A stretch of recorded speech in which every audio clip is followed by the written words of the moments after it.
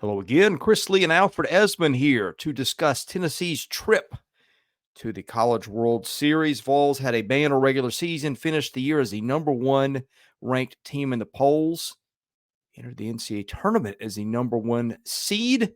Vols got through a regional and a super regional with a combined one loss and will be the favorite to win in Omaha. But tricky draw ahead. Some really good ACC teams on that side and some good SEC teams on the other side. We'll get into all of it in just a minute. Before we do, a reminder, we're brought to you by BetOnline, your number one source for the NBA Finals and Stanley Cup playoffs this season. Every stat, matchup, and even live odds and spreads while the games are being played. When the game's over, head on over to our online casino, get in on a game of blackjack or poker, unwind with one of 150 slots games. Head to the website today, get in on the action. Use promo code BELIEVE, that is BLEAV, for your 50% welcome bonus on your first deposit. BetOnline. The game starts here. All right, let's start with Tennessee. We'll talk about the offense and then the pitching. I think we decided everybody in the lineup, or everybody but one in the lineup, hit a home run in the Super Regional. Tennessee hit 7 homers in the defeat of Evansville in the deciding game there. I mean, you got a power-hitting infield all around. Blake Burke at first, Christian Moore at second, Billy Amick at third. You got Tavares Tears in right, who's a draft prospect too. And guys on the bench like Dalton Bargo, who came off and got 2 home runs. Just a scary lineup to pitch to. Patient and power are probably the 2 words that describe the Vols the most. Indeed. Yes, Chris. And I just updated myself this morning. They are within 15 home runs of 1997 LSU heading into Omaha. So if they got 7 against Evansville, there's no telling what they can do in, let's say, a double elimination round. And then if they were to advance a championship round with the home run ball, very capable of doing it. So another cool storyline to watch with them. And as you said, guys across the board that can hit the long ball. You look down the list of, the totals: Blake Burke 19, Christian Moore 32, Tears 18, Dreiling 20, Amick 23, Hunter Ensley cracked double digits this weekend with 11, Dean Curley with 12. Tons of guys that can hit the long ball. That's their biggest threat. It's the name of their game, we know at this point, and that's how they're going to beat you. So that's the number one thing these 3 ACC teams are looking at heading into this round robin part of Omaha. Yeah, I was looking at MLBpipeline.com this morning. They ranked the top 200 prospects for the draft. You had 5 ball hitters: Burke, Moore, Tears, Dreiling, and Amick, ranked between, I think, 20, 25, and 72 in their draft rankings. So a lot of fringe first rounder to mid third rounder type guys. Then we get to the pitching. Drew Beam's the headliner. He was ranked 61st in the rankings. He'll probably be their number 2.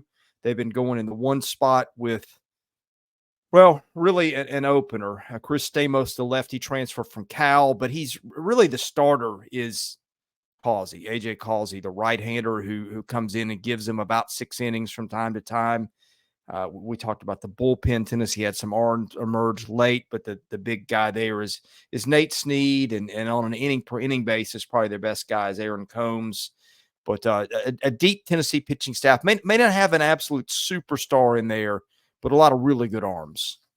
Yeah, a ton of good arms. And I'd have to guess, and Chris, you probably think so as well. Friday's matchup against Florida State, they'll probably do the classic Stamos, then Causey or Snead after. That could be a good formula for them, I think. I mean, I look at this Florida State squad they have, and they just have a ton of guys that will rack up hits no matter who they play. You look at Cam Smith batting above 400. James Tibbs had a phenomenal super regional against UConn. He's batting 374. He had 2 home runs, I believe, in the winner-take-all, or their game 2 that they took against UConn to be the first team to get into the field.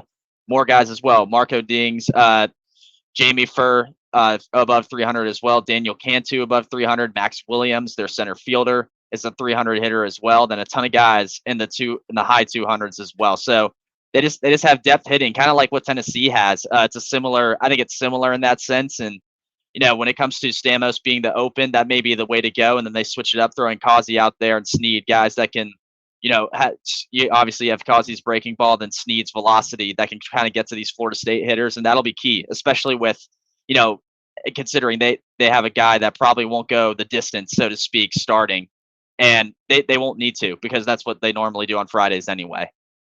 Yeah, I'll be interested to see what the pitching plan is. I mean, obviously, you expect if it's a tight game and it's the middle innings, they usually go to Snead, who's got a fastball that hits 100. He's not really as overpowering as you would think with the fastball in terms of strikeouts, but he's been really effective. Was one of the best relief pitchers in the league. Again, Combs the guy on a per inning basis, probably their most effective guy. Maybe a little more dominance there. But they had some guys, saw them using J.J. Garcia late in the season. If they just need straight gas, they can bring in Marcus Phillips, although it seems to get a little straight at times. They got Andrew Binke's been good. They do have a lot of options. They're Dylan Loy, another guy who's pitched pretty well lately. And, of course, Kirby Cannell. That stuff might actually play a little better in Omaha, given, he's not a power guy, but he's kind of a pitch contact guy. And keep people from making super hard contact, although he did give up 7 home runs this year. But he was a guy that Tony Vitello trusted. Now, here's what's interesting, and this kind of transcends or gets into the matchup with Florida State. Stamos is a guy who it's been a little rocky lately. They'll give up, he'll give up a bat or two. Those have turned into some runs lately. And they bring in Causey, and he mops it up, and they end up being fine. But the problem is time. And with Tennessee's lineup, look, you can get away with a lot of stuff when you guys got guys that hit bombs like they had a little luxury to play with there, given the makeup of the rest of that team between the bullpen and the lineup. Now, here's the issue. I don't know that you have a lot of runs to play with in the opener with Florida State. Let me give you the numbers on Jamie Arnold. He went 100 2/3 innings, struck out 155 hitters, walked just 22, hit 13, batting average against 216, and maybe this is the biggest thing. He allowed 6 home runs. That's got to be one of the best home run rates in the country. And, of course, they're playing in a pitcher's park. I'm really curious as we get into Florida State. I wonder if that will affect what Tony Vitello does because, again, if Chris Stamos comes out, and I don't know what the lefty-righty composition of their lineup is top to bottom. We can look that up later.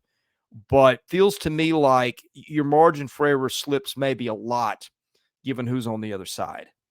Yeah, it definitely does. Jamie Arnold's a guy who flat out deals, as you just said. I mean, a 216 opposing average is, I think, slightly concerning. Again, this Tennessee lineup, we talk about A&M having the best lineup in college baseball. I think Tennessee's closely behind that for it. And it's going to be a big time matchup. And I think if you're Tony Vitello, like you said, Chris, and you start seeing Arnold kind of keeping runs off the board, you really got to lock into what you're doing pitching. And that's big, especially considering you're going with an opener more than likely Friday with Stamos and then causing Snead to follow, because this Florida State team can put up runs on the board in a hurry as well. So I think the big key to this game, this first game at least, between Florida State and Tennessee is what goes on in the early innings. Because if Tennessee gets on the board early, then you have room to play with your opener and the guys who come in. But if Arnold, is shutting your lineup down, then it turns into you gotta really show off your managing skills and learn when to put your pitchers in at the right time. So that's the biggest thing. I think it's going to be about who can get ahead early in this game, because not that these teams can't keep up with one another, but I just think the pitching matchups, it's kind of like opposite ends when it comes to, you have a guy that can go the distance in Arnold, whereas you have a normal opener in Stamos. So it's different. And the early part of this game will tell us, what directions these teams go with. Yeah, and that Florida State lineup, you mentioned Cam Smith and James Tibbs III. Both those guys draft prospects. I think Smith number 19 in MLB.com and Tibbs 16th. I think Tennessee's got a better lineup. What you mentioned, A&M is maybe the best lineup of college baseball. I think without Montgomery now, it was close. I'll give the nod to Tennessee, but I think it's, again, this tournament's about matchups and parks. And one thing that'll be interesting to see how the park plays, because you're going to run into a lot of home run hitting teams in this part of the bracket, the 4 teams, which also include Virginia, North Carolina. It is Charles Schwab Field now. It used to be TD Ameritrade. Park factor the last 3 years, 1.11, which means runs scored 11% greater clip than a neutral park. Last 6 years, it's 1.03. Historically, it's 0.85. Now, those numbers are all over the place. that tells you either it's a hitter's park or an extreme pitcher's park. I think the other numbers are kind of a fluke, and maybe some of it can be attributed to winds. Nebraska is a very windy place. And a lot of times I think that right field power alley, maybe the wind had been blowing in earlier in the park's history. Maybe it's been blown out a little bit more. I don't know. Maybe it's just a fluke. You've had a lot of power hitting teams there the last few years.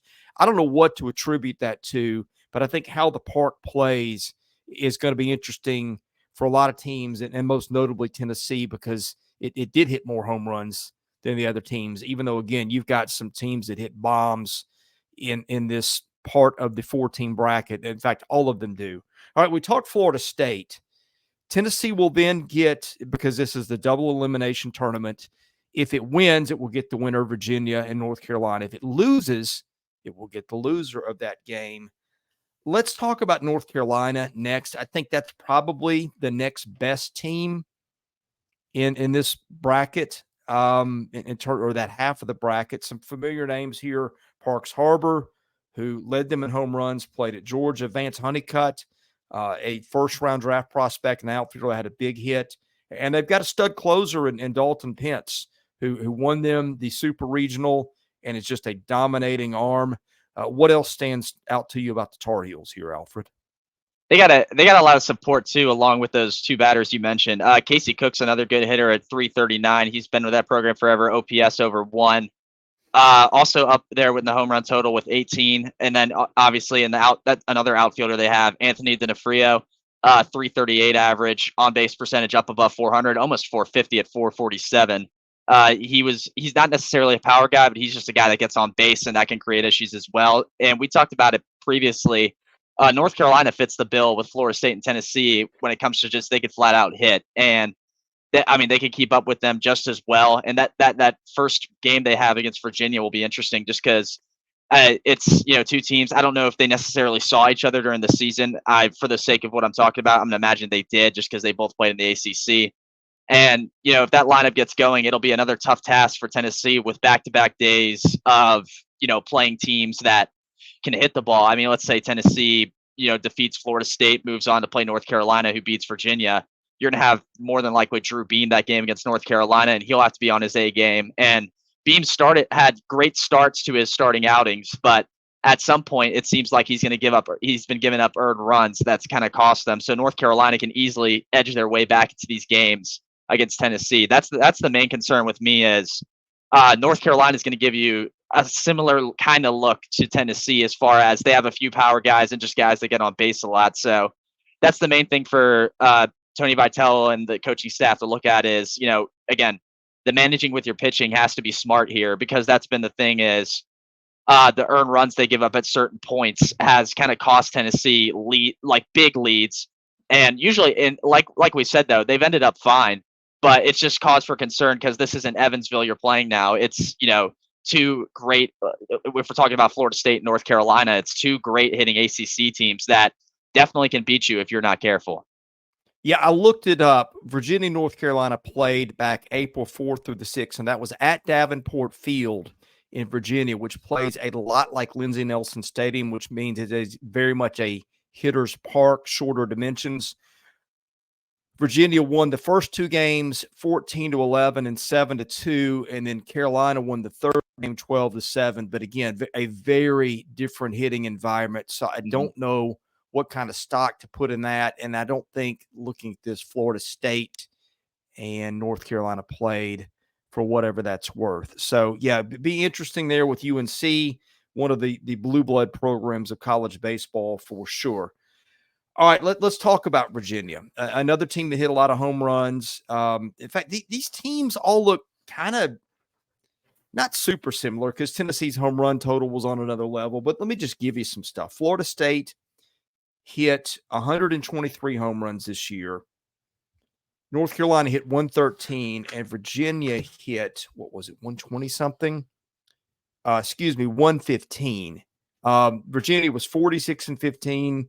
Florida State was 47-15, and UNC 47-14. So all had elite seasons in their own right. Of course, the Vols won 55 games. But let's get into Virginia. The pitching is not typical Brian O'Connor pitching. I've seen a lot of pitching staffs with better arms. This one's got, but boy, they used a lot of guys. You look at the stat sheet, and I don't know if I've ever seen a staff with this many guys that pitched,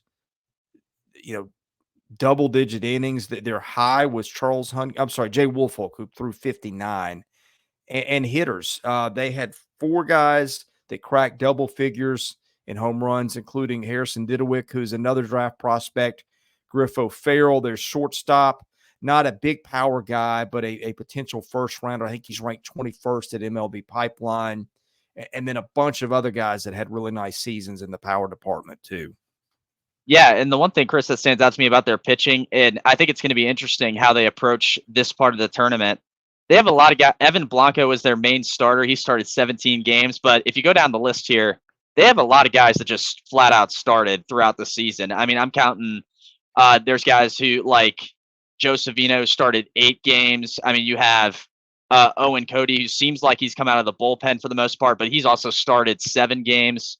Maybe a lot of those guys could be openers, but they have a lot of people that they can either open or start in these games. And it gives teams a lot of different looks to look at when it comes to how they scout these pitchers. So I think that can play into their factor, especially, with, the ballpark factor. If it works out to be a pitcher's park, that heavily leans, I think, toward Virginia. So that's the one thing that stands out to me is it's a lot of different guys who start.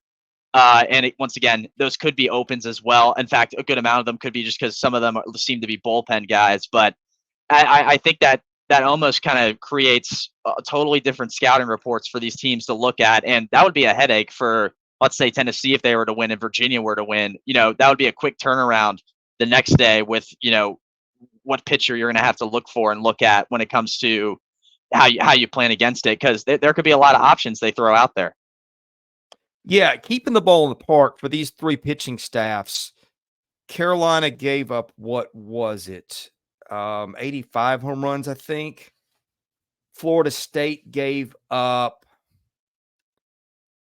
70 something, 73.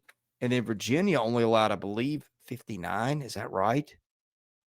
Yeah. So Virginia was the team that did the best at keeping the ball in the park. So, man, I'll tell you what, this part of this 4-team regional, or not regional, it's kind of like a regional. It's a 4-team format. It's right back to regionals where you go to the double elimination tournament, and then you get to the finals, and it's like a super regional where it's best 2 out of 3. So everybody's got to lose twice here. I mean, I would take Florida State to win game 1 just because of Jamie Arnold. And the fact that it's got some dudes who can hit too, but it feels like maybe Tennessee could still lose game 1 and it's got enough pitching depth to get. I guess that's where I'll ride. Like if you said, can you take Tennessee or can you take the field in this one? On this other side, I'd probably go the field, but for lack of a better option, I'll probably take Tennessee. I don't know that Florida State's quite as strong as the other 2 teams. I think like North Carolina is the best team, not named Tennessee, in this side of the bracket. But yeah, I think it's going to be super interesting. It is not often that you see a side of the bracket in Omaha where 4 teams are that good. You usually see somebody slip in that's not supposed to be there. Sometimes a couple of somebody's. This was not the case at all. I believe all 4 of these teams, well, no, Virginia may not have been a national seed, but I think the others were. And so that's what you get if you're Tennessee, is if you get there, you're going to earn it. What do you think happens here? I can imagine the parallel to our channel, the ACC baseball channel, and being like, oh, wow, NC State's, or the field on the other side. That's kind of like what we're doing here. But yeah, that's the option I think we have with choosing this side. And I think I do have to side with you on this. Jamie Arnold can flat out just get the strikeouts high and not give up any hits. I mean, he is a shutdown pitcher, and I think Florida State can very well. In fact, I'll take Florida State to take that first game. But the mantra I've been, kind of saying in my head with this Tennessee team is I don't know if teams, or if they're going to lose twice at any point, just because of how explosive they are with the bats and how their pitching just seems to last and be good enough, to keep surviving. So that's where I'm going to go with this. I think if we're doing the Florida State-Tennessee game, I think Florida State gets a win just based off of Jamie Arnold's big time day. But man, I think I'm going to have to go with Tennessee making it out in the end. So the Vols, I think, have their backs against the wall to start, but Tony Vitello's experience at this point in Omaha, combined with a lot of these players' experiences in the tournament and in Omaha as well, and just their ability to last with the pitching and the bats and their explosiveness, I think that gets them past here. So, yeah, Florida State game 1, but if we're picking a winner to get out of here, when double elimination's all said and done, I'm going to go the Vols. Now, here's an interesting stat, too. Tennessee was 40-4 at home. I mean, just almost impossible to win at Lindsey Nelson. And you look at some other teams, Florida State 8-10 away, 7-1 neutral. You got Virginia, which was 11-5 away, 4-3 neutral. So Virginia may be a little bit of a sleeper here, even though I think maybe of the teams, other ACC teams, maybe that's the weakest of the three. And then you've got UNC, which was, by the way, 37-3 at home, was 9-6 away, 9-8 away, 1-3 neutral. So yeah, none of these teams, other than maybe Virginia, were just great away from home, whereas Tennessee was pretty good away from home, not nearly what it was in Knoxville. But yeah, interesting bracket. I think Tennessee's going to come out of the side, but I say that with little confidence, given the strength of the other teams here and just the nature of baseball. Like you lose that first game, and it's really hard to advance. Again, Yeah. I think they've got the team to do it. I'm trying to see if Tennessee lost a game 1 all season. I think it did. One game 1 at Alabama, lost that series, lost game 1 against Georgia in Knoxville, won that series. It lost game 1 against Kentucky, won that series. Won game 1 against Florida, won that series. Won game 1 against Vandy, won that series. Won game 1 against South Carolina, swept that series. Lost game 1 against Vanderbilt in the SEC tournament, and then won 4 in a row to take the title. So the Vols have not lost, if you even consider the SEC tournament a series, haven't lost a series all year, which is a pretty powerful statement about resiliency. So yeah, we'll talk. I might have another team. Well, we'll just get to that later. If you watch all our stuff, I'll give some insight about who I think might win the whole thing when we get to the other side. I'll save that for later. But in any case, thank you for watching us here at Southeastern 14. We'll be doing some wrap-ups. We may not do it the first day or two because I'll be out of town. But we are going to be covering the College World Series and bringing that to you and, of course, following it. So hit that subscribe button, hit that like button. For Alfred Ezman, I'm Chris Lee. You're watching Southeastern 14, presented by Bet Online.